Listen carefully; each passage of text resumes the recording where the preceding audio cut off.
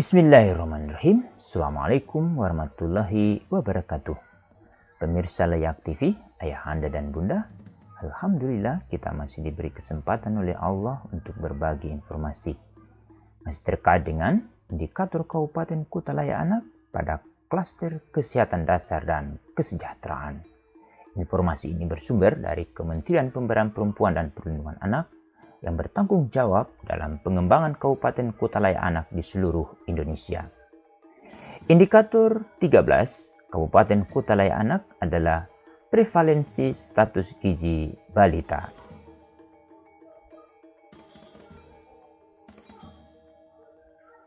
Indikator ini menghimpun beberapa informasi yang perlu kita dalamkan bersama-sama, yaitu pertama, terkait apakah tersedia kebijakan peraturan daerah tentang pencegahan dan penanganan masalah gizi kurang, gizi labih, atau stunting. Kemudian ada dua pilihan, ya atau tidak.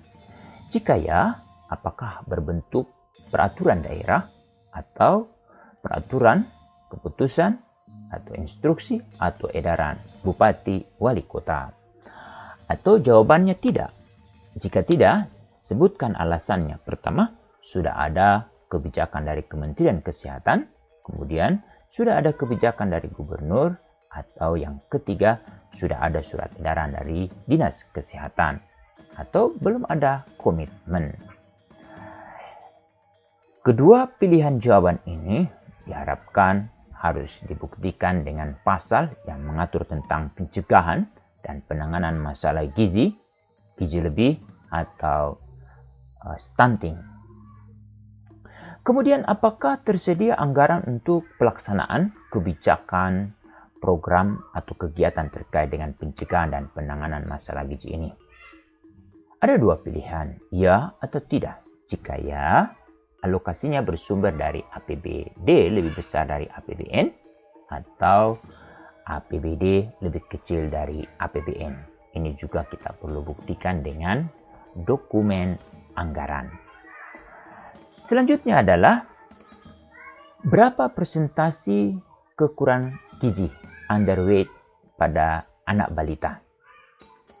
Ada pilihan jawaban di atas angka nasional dengan angka presentasi kekurangan gizi pada tahun kini lebih besar dari tahun sebelum. Kemudian di bawah angka nasional dengan angka presentasi kekurangan gizi pada tahun kini lebih besar dari tahun sebelumnya. Atau di atas angka nasional dengan angka presentasi kekurangan gizi pada tahun kini lebih kecil dari tahun sebelum. Kemudian di bawah angka nasional dengan angka presentasi kekurangan gizi pada tahun kini lebih kecil dari tahun sebelumnya. Atau tidak ada data sama sekali. Catatannya adalah untuk mendapat level pertama prevalensi gizi kurang, minimal presentasi tahun kini lebih kecil dari tahun sebelumnya. Untuk mendapatkan level madya ke atas atau prevalensi,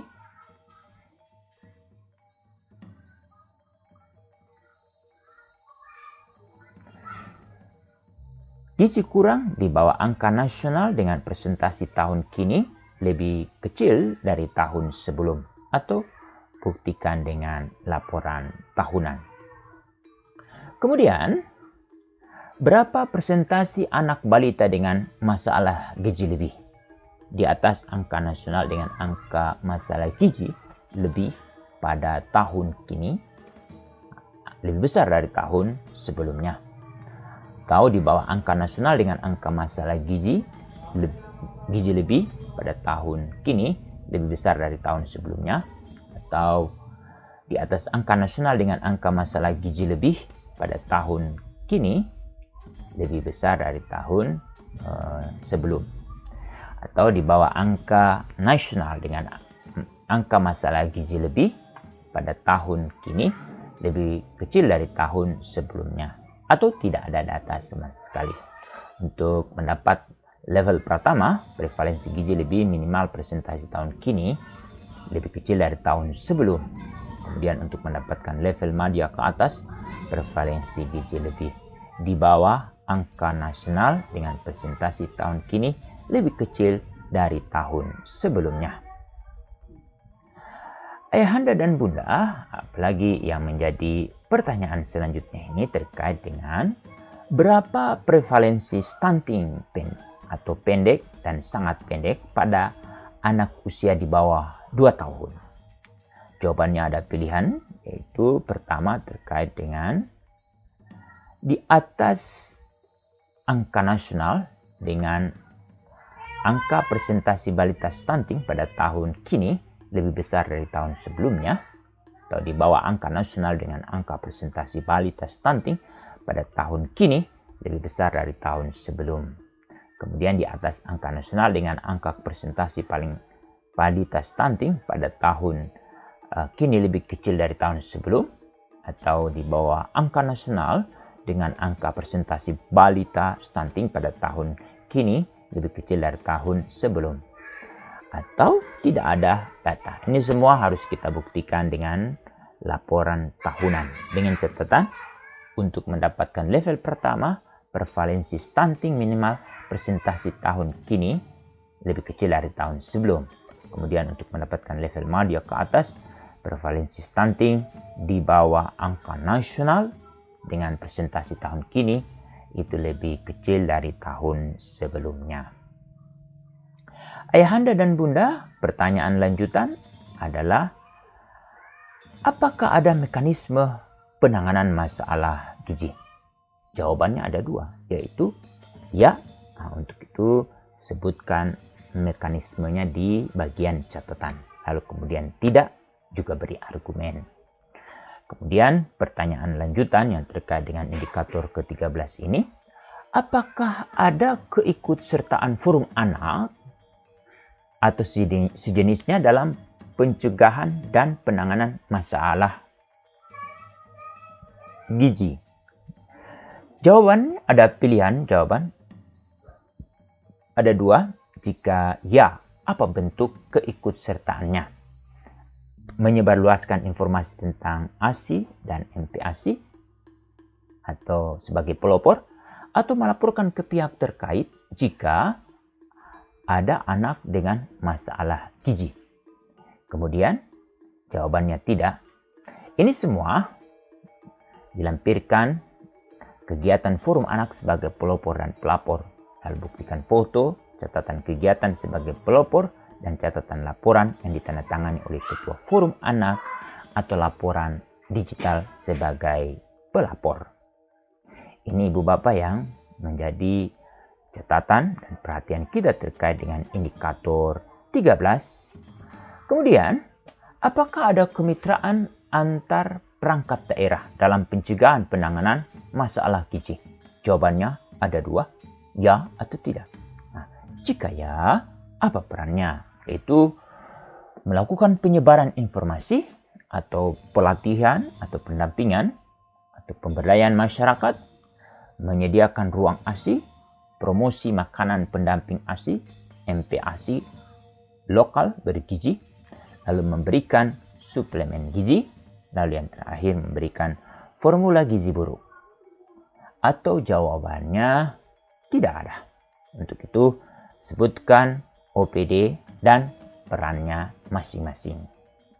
Selanjutnya, apakah ada kemitraan dengan lembaga masyarakat dalam pencegahan penanganan masalah gizi ini? Peran masyarakat ini juga menjadi sangat penting, yaitu terkait dengan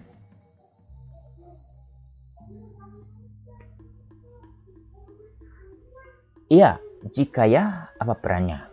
Pertama, penyebaran informasi atau promosi makanan pendamping ASI, MPASI lokal bergizi, pelatihan, pendampingan dan pemberdayaan masyarakat, lalu pengembangan kelompok pendukung air susu ibu.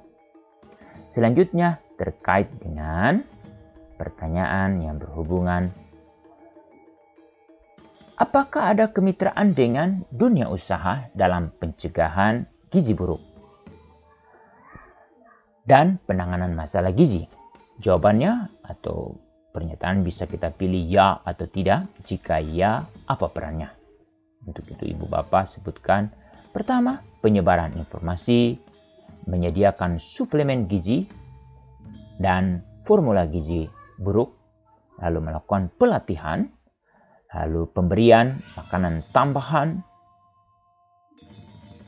mengembangkan ruang ASI, atau melaksanakan tata laksana gizi buruk, atau juga mempromosikan makanan pendamping ASI di ASI lokal bergizi atau tidak ada.